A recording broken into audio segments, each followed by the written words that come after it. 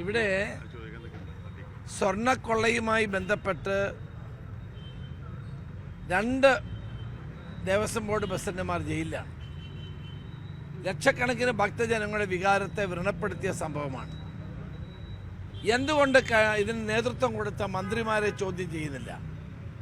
കടകംപള്ളി സുരേന്ദ്രനെയും വാസവനെയും അടിയന്തരമായി ചോദ്യം ചെയ്യണം. കാരണം അവരുടെ പിൻബലത്തോടു കൂടിയാണ് ഈ സ്വർണ്ണക്കൊള്ള അവിടെ നടന്നത്. മന്ത്രിമാരുടെ അനുവാദമില്ലാതെ, രാഷ്ട്രീയ സംരക്ഷണമില്ലാതെ പക്കാ രാഷ്ട്രീയക്കാരായ 2 CPM നേതാക്കന്മാർ ഇത് ചെയ്യുമെന്ന് ഏതെങ്കിലും ഒരു കുട്ടി ഇവിടെ പറയുമോ? ആർക്കെങ്കിലും വിശ്വസിക്കാൻ കഴിയുമോ? ഇവിടെ ഇത്രയും വലിയൊരു കൊള്ള നടന്നിട്ട് അതിനെപ്പറ്റി ഗവൺമെൻറ് മിണ്ടുന്നില്ല, മുഖ്യമന്ത്രി മൗനം പാലിക്കുന്നു. എന്തുകൊണ്ടാണ് മുഖ്യമന്ത്രി മൗനം പാലിക്കുന്നത്? ശബരിമലയെ തകർക്കാൻ വളരെ ബോധപൂർവമായ നീക്കമാണ് മുഖ്യമന്ത്രിയുടെ നേതൃത്വത്തിൽ കേരളത്തിൽ നമ്മൾ കണ്ടത്. അതിന് ഇതുവരെ മുഖ്യമന്ത്രി പുറകോട്ട് പോയിട്ടില്ല. അപ്പം മുഖ്യമന്ത്രിയുടെ മൗനം ദുരൂഹമാണ്. ഏതായാലും ഇതിൻ്റെ ഞങ്ങൾ ഓരോ വശങ്ങളും പരിശോധിച്ചുകൊണ്ടിരിക്കുകയാണ്. ഈ സ്വർണ്ണക്കൊള്ളയിൽ നീതിയും ന്യായവും നടപ്പാക്കാൻ വേണ്ടിയിട്ട് ഏതറ്റം വരെയും കോൺഗ്രസ് പാർട്ടിയും UDF മുന്നോട്ട് പോകും. ഈ രാഹുൽ മാക്കൂട്ടത്തിനെതിരെ പരാതി കൊടുത്തിരിക്കുന്ന പെൺകുട്ടിക്ക് ഇതേ നീതി കിട്ടുമോ? ഞങ്ങൾ രാഹുൽ മാക്കൂട്ടത്തിനെ സംബന്ധിച്ച് ഞാൻ പറയാനുള്ളതെല്ലാം പറഞ്ഞു കഴിഞ്ഞു.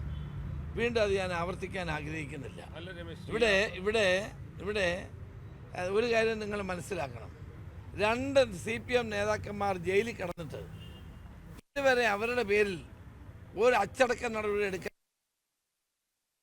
ഞങ്ങൾ അങ്ങനല്ലോ ചെയ്തത്. ഞങ്ങൾ അങ്ങനെയല്ലോ. ഒരു മിനിറ്റ്, ഞാൻ പറഞ്ഞു കഴിഞ്ഞു.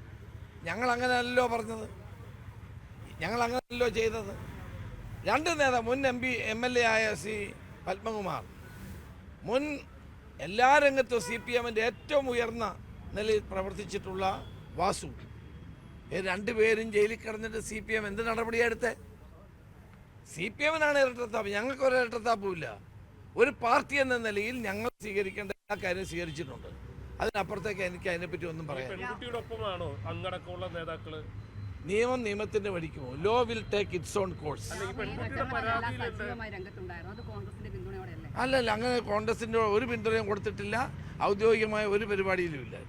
ഇത്തരക്കാരെ കയ്യാമം വെക്കേണ്ടതല്ലേ? അങ്ങയുടെ ഒരു നിലപാട് എന്താണ്? ഇത്ര ഒരു പെൺകുട്ടി പരാതി പറയുമ്പോഴേ ഇത്തരക്കാരെ കയ്യാമം വെക്കേണ്ടതല്ലേ? അങ്ങേക്കത് എല്ലാവർക്കും അവസരം കൊടുക്കും. അല്ല, ഞാൻ ചോദിച്ചോട്ടെ, അതിൽ അങ്ങേക്കൊരു തീരുമാനം?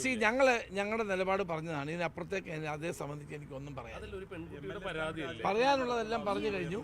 ഇതേ സംബന്ധിച്ച് ആദ്യം മുതലേ ഞാനൊരു നിലപാടെടുത്ത ആളാണ്. അത് ആ നിലപാടിൽ തന്നെ ഉറച്ചു നിൽക്കുന്നു. അതിനപ്പുറത്തേക്കൊന്നും പറയാനില്ല. അതൊക്കെ വരട്ടെ, അത് വരട്ടെ.